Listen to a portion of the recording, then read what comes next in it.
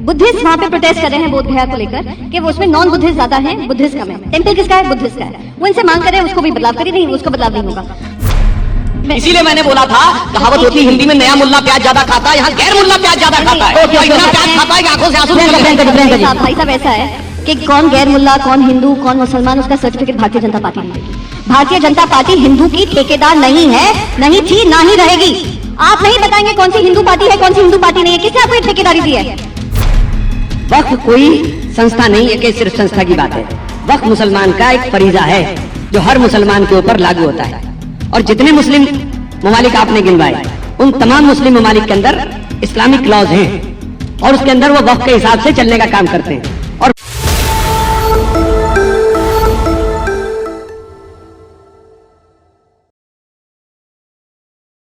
तलाश मेरी थी और भटक रहा था वो, तलाश मेरी थी और भटक रहा था वो, दिल मेरा था और धड़क रहा था वो।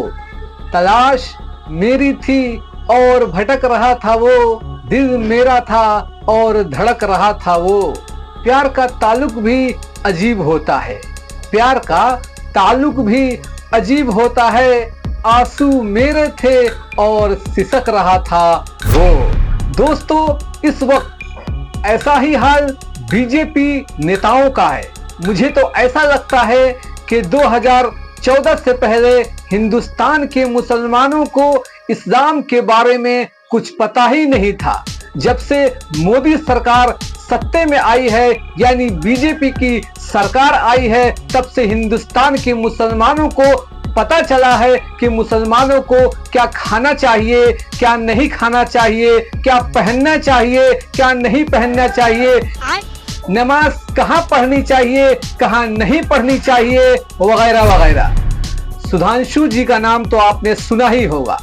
न्यूज 18 पर वक्फ बिल पर डिबेट चल रहा था। डिबेट में जोर शोर से भाषण दे रहे थे कि जिस तरह के प्रस्ताव यहाँ इस देश में मुसलमानों के लिए है, दुनिया के किसी मुस्लिम कंट्री में नहीं है। न सऊदी अरब में, न इंडोनेशिया में, न टर्की में, न सीरिया में, न पाकिस्तान में, न बांग्लादेश में।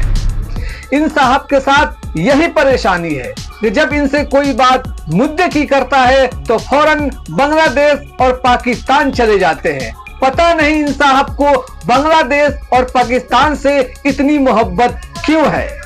गजब बेइज्जती है।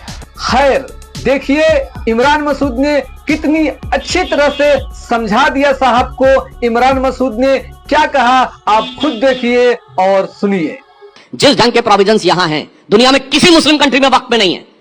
ना सऊदी अरब में जो इस्लाम की जन्मस्थली है, ना इंडोनेशिया में जो सबसे बड़ा मुस्लिम कंट्री है, ना टर्की में जो खिलाफत की सीट रही है, और ना आईएसआईएस वाले इलाके वाले इसमें सीरिया और इराक में, इसलिए, और ना पाकिस्तान और बांग्लादेश में। अभी बदत है भाई, अभी बदत है। सुधांशु भाई ने बात कही और बहुत सारे मुल्कों के उन्होंने उदाहरण दिए। बस यही आप अपनी बात के अंदर अपना आप ही अपनी मेरी बात कह गए। वक्फ कोई संस्था नहीं है कि सिर्फ संस्था की बात है। वक्फ मुसलमान का एक फरीजा है जो हर मुसलमान के ऊपर लागू होता है। और जितने मुस्लिम ममालिक आपने गिनवाए, उन तमाम मुस्लिम ममालिक के अंदर इस्लामिक लॉज हैं और उसके अंदर वो वक्फ के हिसाब से चलने का काम करते हैं। और वक्फ हमारा धार्मिक कृत्य है। बस इतनी बात समझाने की तो बात है जो बात प्रियंका जी ने कही। उन्होंने ये भी कहा कि भाई मैं एक मुसलमान हूं, मुझसे हिंदू धर्म के बारे में कुछ पूछोगे तो थोड़ा बहुत बता सकता हूं। इसी तरह से मैं आपसे मुस्लिम धर्म के बारे में पूछूंगा तो आप थोड़ा बहुत बता सकते हैं। अगर ज्यादा गहराई में जाकर आपसे पूछूंगा तो आप नहीं बता पाएंगे, क्योंकि आप मुसलमान नहीं हैं, आपको इतनी नॉलेज नहीं है। काशी विश्वनाथ के अंदर मैंने एक बहुत छोटा सा बुनियादी सवाल पूछ लिया था अपने एक साथी से, जवाब नहीं दे पाए थे और दे भी नहीं पाएंगे। अगर आप मुझसे कुछ हिंदू रिचुअल्स के बारे में पूछेंगे, सनातन रिचुअल्स के बारे में, मैं सुपरफिशियली आपको सब बता सकता हूं, लेकिन अगर ज्यादा गहराई में जाकर के आप मुझसे बात करेंगे तो मैं शायद नहीं बता पाऊंगा, क्योंकि मैं जानता नहीं। ठीक इसी तरीके से अगर आपको सुपरफिशियली कुछ मैं पूछूं, आप बता देंगे इस्लाम के बारे में, लेकिन गहराई की तरह साथ नहीं बता पाएंगे। उसके लिए आपका मुसलमान होना है। मेरा काउंटर क्वेश्चन है। बात तो सही है कि जो काम धर्म गुरुओं का है वो धर्म गुरुओं को करने दीजिए। आपको जनता ने चुनकर भेजा है देश की तरक्की के लिए, तो आप उस पर ध्यान दीजिए। मुझे तो कभी कभी ऐसा लगता है कि कहीं ऐसा ना हो कि आने वाले वक्त में बीजेपी वाले ये कहने लगे कि हम तय करेंगे कि नमाज में मुसलमानों को कितनी सुन्नत पढ़नी है, कितने फर्ज पढ़ने हैं, वजू किस तरह से करनी है, मुर्दे को दफनाते समय किस तरह से दफनाना है, रोजे में सहरी अफ्तार का टाइम क्या होगा, ये सब बीजेपी वाले तय करेंगे। अरे भाई साहब, जितना आप मुसलमानों को नीचा दिखाने के लिए मेहनत करते हो, थोड़ा दिमाग अगर अपने धर्म की भलाई के लिए कर देते तो सनातन धर्म का कुछ भला हो जाता, मगर नहीं, आपको तो मुसलमानों को नीचा दिखाना है। मैं हिंदुस्तान के सभी सच्चे और पक्के सनातनी हिंदू भाइयों से कहूंगा कि आप इनकी बातों में ना आए। दुनिया का कोई भी धर्म किसी दूसरे धर्म का अपमान करने को नहीं कहता, और जो इस तरह की नीच हरकतें करता है, चाहे वो किसी भी धर्म का हो, ये गुनाह नहीं बल्कि गुनाह अजीम है, और ऐसा इंसान मुजरिम है।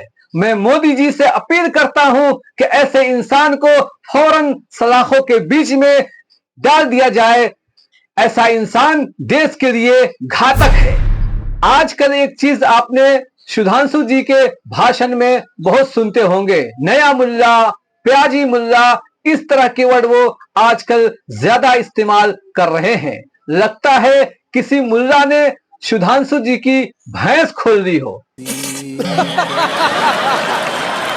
वो आजकल संसद से लेकर न्यूज तक में मुल्ला नाम को कोसते रहते हैं। यहां भी उन्होंने वही किया, तो देखिए प्रियंका चतुर्वेदी ने किस तरह से धोया है उनको। इसीलिए मैंने बोला था, कहावत होती है हिंदी में, नया मुल्ला प्याज ज्यादा खाता है, यहाँ गैर मुल्ला प्याज ज्यादा खाता है। इतना प्याज खाता है कि आंखों से आंसू निकल रहे हैं। भाई साहब ऐसा है कि कौन गैर मुल्ला, कौन हिंदू, कौन मुसलमान, उसका सर्टिफिकेट भारतीय जनता पार्टी नहीं देगी। भारतीय जनता पार्टी हिंदू की ठेकेदार नहीं है, नहीं थी, ना ही रहेगी। आप नहीं बताएंगे कौन सी हिंदू पार्टी है, कौन सी हिंदू पार्टी नहीं है। किसने आपको ये ठेकेदारी दी है? कोई ठेका चला रहे हैं आप? मैं एक सेकंड, मुझे कंप्लीट कर लेने दीजिए। एक बोधगया एक्ट है 1949 का, उसमें 1950 में संविधान आया। बुद्धिस्ट वहां पे प्रोटेस्ट कर रहे हैं बोधगया को लेकर कि वो उसमें नॉन बुद्धिस्ट ज्यादा हैं, बुद्धिस्ट कम है। टेंपल किसका है? बुद्धिस्ट का है। वो इनसे मांग कर रहे हैं उसको भी बदलाव करिए। नहीं, उसको बदलाव नहीं होगा। अभी हाल ही में आरएसएस की मैगजीन है ऑर्गेनाइजर, उसमें आर्टिकल स्ट्रेट, चलिए वक्फ की लैंड ज्यादा है या चर्चेस के पास, क्रिश्चियंस के पास लैंड ज्यादा है, यानी आपकी आंख सिर्फ लैंड में लगी है। और ये लैंड किसको जा रही है हम सब जानते हैं। पोर्ट किसको गया? अडानी को। एयरपोर्ट किसको गया? अडानी को। लैंड किसको गया? अडानी को। अभी ये जो क्रिश्चियन लैंड होगी, अभी उस पर भी विवाद शुरू होगा। फिर आएंगे आप लोग माइनॉरिटी के हकदार बनकर के हम ही रिफॉर्म्स लाएंगे। तो कहां तक ये लड़ाई चलेगी? यही मेरा एक सवाल है। तो दोस्तों, हमारी वीडियो आपको कैसी लगी? अगर वीडियो अच्छी लगी तो वीडियो को लाइक करें, शेयर करें, चैनल को सब्सक्राइब करें और हमारा हौसला बढ़ाएं। अगली वीडियो में हम फिर मिलेंगे, तब तक के लिए जय हिंद।